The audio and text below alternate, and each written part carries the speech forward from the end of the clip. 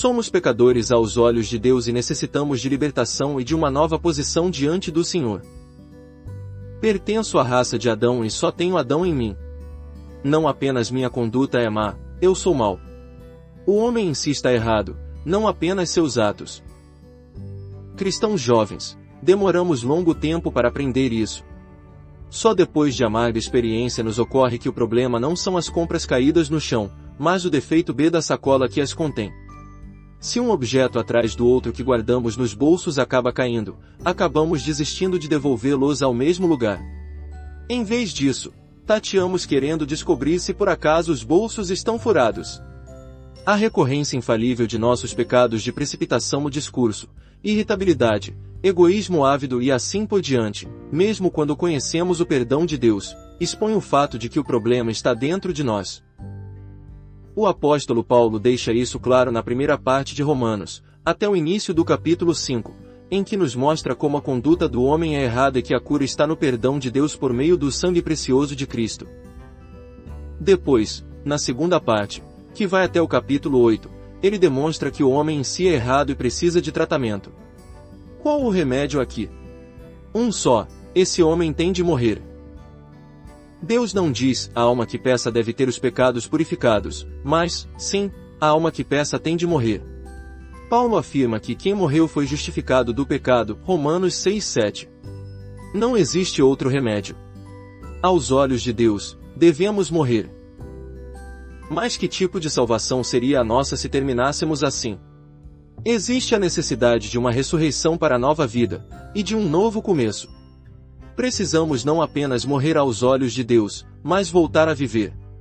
Com certeza, também deve haver uma nova posição. Preciso não apenas viver, mas viver para Deus, e como Ele está no céu, tenho de subir para lá. Ou seja, deve haver uma morte, uma ressurreição e uma ascensão antes que o problema herdado por mim de Adão seja revertido. Como isso pode ser possível? Como posso morrer, e ser ressuscitado, e subir até onde Deus está? A resposta é simples: não posso. O homem pode buscar esse tipo de morte, mas sem nunca alcançar. Pode correr atrás da ressurreição e só conseguir uma cova. Pode buscar o céu, mas se descobre preso à terra. Fugir da herança de Adão e do reinado do pecado é um problema intransponível. Há de fato uma única solução, e ela é manifesta com muita clareza em 1 Coríntios 1:30. A versão chinesa dessa declaração é: que vocês estejam em Cristo Jesus, é de Deus. Uma afirmação da maior importância. Foi uma ação divina que me colocou em Cristo Jesus. Não foi nada que fiz ou que poderia ter feito. E tudo relacionado com minha salvação tem origem no fato de que Deus o fez.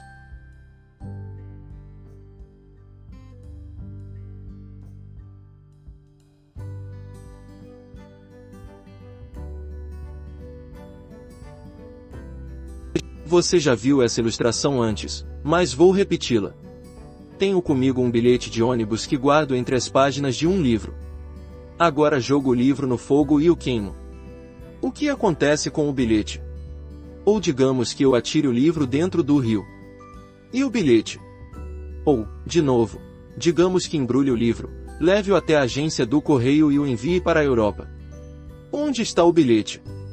Você pode responder a cada pergunta dessas com absoluta certeza. No entanto, o fato é que, depois de colocá-lo dentro do livro, não fiz mais nada com o bilhete em si. Não foi o bilhete que despachei para a Europa, mas, sim, o livro. Pelo fato de ele estar dentro do livro, onde o livro for, o bilhete terá de ir. Ele participa de tudo o que acontece com o livro. Quando digo o que aconteceu com o livro, você não precisa parar e ficar cismando com o que terá acontecido ao objeto inserido entre as páginas do livro. Fomos colocados em Cristo. Quando ele foi morto, morremos nele, porque estamos nele. Romanos 6:6. Além disso, a obra de Deus não parou por aí, pois o Senhor Jesus ressuscitou e subiu para estar à direita do Pai. Mas, pelo fato de estarmos em Cristo Jesus, também fomos vivificados com ele, e ressurretos, e assentados com ele nos lugares celestiais. Efésios 2:5. Temos nova posição na presença de Deus, e não se trata de algo que conquistamos, mas que nos pertence por estarmos em Cristo. Esses fatos, historicamente verdadeiros em relação a ele, também se tornaram reais em nossa experiência.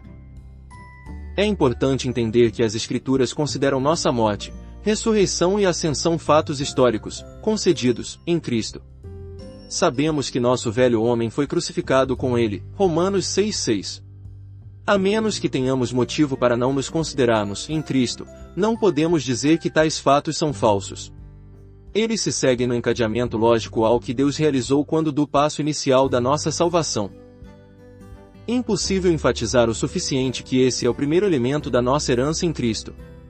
Nossa morte em Cristo Jesus, e a liberdade do pecado que a acompanha, não são doutrinas, mas herança. Não são coisas que preciso fazer, mas dádivas que tenho recebido. Por mais que tente, só conseguirei para mim mesmo o que por esforço não dá certo. Mas, se vejo que Deus agiu e o velho homem, sempre um problema tão grande, foi há muito crucificado, sei então o que é andar em novidade de vida.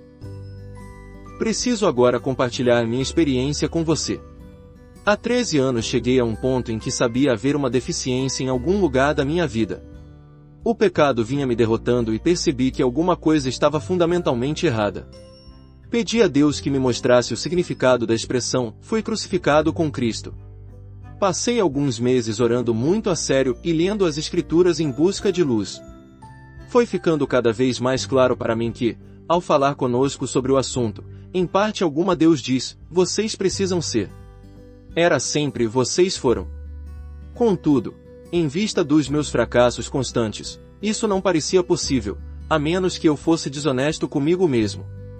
Quase concluí que só pessoas insinceras podiam fazer esse tipo de afirmação. Então, certa manhã, minha leitura da Bíblia me conduziu a 1 Coríntios 1:30, vocês estão em Cristo Jesus. Olhei de novo para o versículo. É por iniciativa dele, Deus, que vocês estão em Cristo Jesus. Impressionante!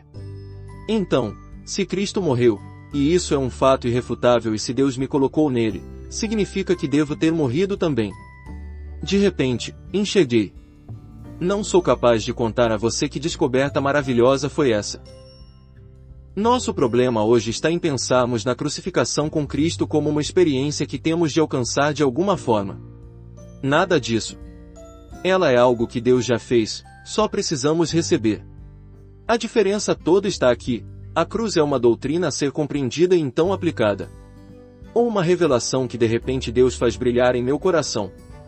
É bem possível, como provei, conhecer e pregar a doutrina da cruz sem enxergar esse fato maravilhoso.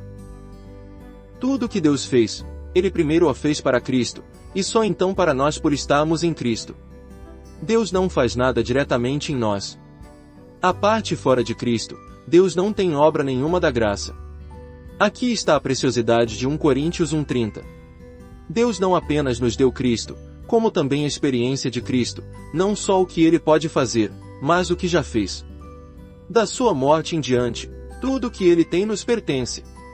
Essa é a provisão divina que Isaac ilustra para nós. Contudo, não devemos parar por aqui. Vimos o fato de Cristo, de tudo que Ele já realizou no passado e que agora temos nele, e que solucionou o nosso passado por estarmos em Cristo. Mas o outro lado da moeda é que Cristo está em nós não pelo passado, mas por hoje e por todo o futuro. Sua vida nos é dada, de modo que agora Ele, exaltado no céu, é a força da nossa vida. Nele, recebi sua obra acabada. Em mim, Ele me dá sua força. Como podemos ser vitoriosos, justos, santos? Primeiro temos de entender com muita clareza que Deus não constituiu Cristo um exemplo a ser copiado por nós. Ele não nos outorga sua força para nos ajudar a imitar Cristo. Tampouco implantou Cristo em nós para nos ajudar a sermos semelhantes a Ele. Gálatas 2:20 não é um padrão de empenho recordista para nós. Não é um objetivo elevado a que devemos aspirar por meio de longa busca e progresso paciente. Não, esse não é o propósito de Deus em absoluto. Mas é seu método. Quando Paulo diz, já não sou eu quem vive, mas Cristo vive em mim, está nos mostrando que só Cristo satisfaz o coração de Deus. Essa é a vida que dá satisfação a Deus naquele que crê, e nada a substitui. Já não sou eu mais Cristo, significa Cristo em vez de mim. Ao usar essas palavras, Paulo não está declarando ter alcançado algo a que seus leitores ainda não conseguiram chegar. Ele está definindo a vida cristã. A vida cristã é a vida de Cristo. Cristo em mim se tornou minha vida e vive minha vida em meu lugar. Não se trata nem de eu confiar nele como um ato suficiente, separado. Não. Deus me dá Cristo para que ele seja minha vida. Além disso, na nova vida existe uma lei, a lei que determina como é a expressão dessa vida. Não se trata apenas de uma vida estar presente em mim, pois, isso, eu então teria de me agarrar bem firme a ela. Não. Existe uma lei dessa vida, Romanos 8:2, e ela é capaz de cuidar de si mesma. Quando colocamos um livro sobre uma mesa, nem sempre precisamos depositá-lo cuidadosa e exatamente bem em cima da superfície da mesa. Podemos soltá-lo, como quem deixa cair um pedaço de papel no cesto de lixo. A lei da gravidade está em operação e assegura que o livro cairá no lugar devido. Sem a lei da gravidade, precisaríamos ser mais cautelosos, ou ele poderia subir em vez de descer. Mas a lei é capaz de cuidar de si mesma, portanto não precisamos fazer isso. De igual modo, não precisamos tomar conta da lei da vida em Cristo Jesus, ela será capaz de cuidar de si mesma. Costumamos encontrar dificuldades na vida cristã, quando então nos voltamos para Deus em busca de ajuda. Bem, está errado. Tentamos usar a vida em vez de permitir que ela nos use. Esqueça-se disso, e a lei operará, e a própria vida dará certo. Diga para Deus, não posso fazer tal coisa, mas sua vida em mim pode e o fará. Estou depositando minha confiança no Senhor. Não existe nem a necessidade, raras vezes há tempo, na verdade, de exercer fé conscientemente nessa questão. Há uma lei, e a lei deve sempre funcionar, só precisamos descansar nela. Como Isaac, temos tudo feito em nosso favor pelo Pai. É nesse ponto exato que a segunda metade de 1 Coríntios 1:30 se mostra tão magnífica. Cristo Jesus, o qual se tornou para nós sabedoria, justiça, santificação e redenção, Nova Almeida atualizada. Quer dizer que a sua, e a minha, justiça não é uma qualidade ou uma virtude em si, na verdade, é uma pessoa viva. Minha santidade não é uma condição de vida, mas uma pessoa. Minha redenção não é uma esperança, mas Cristo em mim, a esperança da glória. Colossenses 1:27. Sim, Cristo em mim, e Cristo em você é tudo de que necessitamos. A vida diária do cristão se resume na palavra receber. Cada desafio que Deus requer de mim, longanimidade, mansidão, humildade, bondade, santidade, alegria, não é algo que sou, ou que faço, ou alguma virtude que alcanço. É Cristo em mim. Cada um deles é a manifestação de Cristo. Deixe-o ser revelado, natural e espontaneamente, e isso basta. O qual o Cristo se tornou para nós, ponto. Se estivesse escrito que ele justifica, santifica e redime, conseguiríamos compreender. Todavia, as Escrituras não dizem que ele executa essas coisas. O texto usa substantivos abstratos ao afirmar que Cristo é tais coisas. Cristo em nós atende a cada exigência divina, e cada exigência das circunstâncias ao nosso redor. Não está em nós sermos humildes nem descobriremos que ajuda a confiar no poder de Cristo para nos tornar humildes. Para Cristo, é natural ser humilde, ou seja, acontece pela própria natureza, e ele é feito nossa humildade, pois é nosso tudo.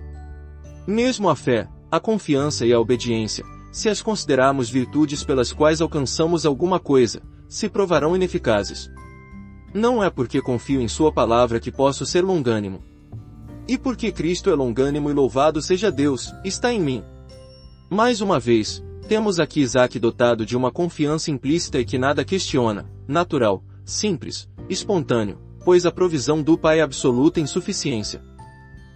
Extraído do livro Transformados à Sua Imagem, Vatmanei, inscreva-se no canal Desfrutar é bem melhor.